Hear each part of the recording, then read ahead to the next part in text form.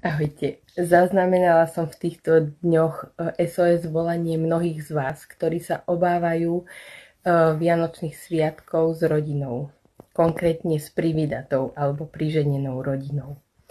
Píšete mi, že sa obávate, že na vás budú vyvíjane slovné útoky zo strany svokry, svokra alebo švagriny, švagra. Ono to nie je ani tak veľmi, že oni sú hlavní vinníci. Hlavný vinník je váš partner. To znamená to spojitko medzi vami a tou nadobudnutou rodinou.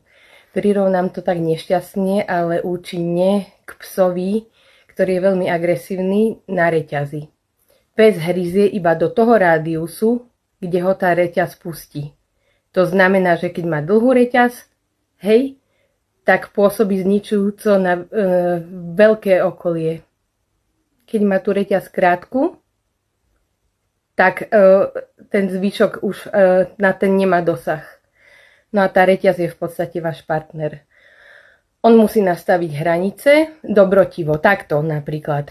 Prosím ťa mama, prosím ťa Milka, prosím ťa Jakub, správaj sa dôstojne k mojej manželke, alebo nebudeme chodiť. Jedine takto sa to dá, alebo nechodiť.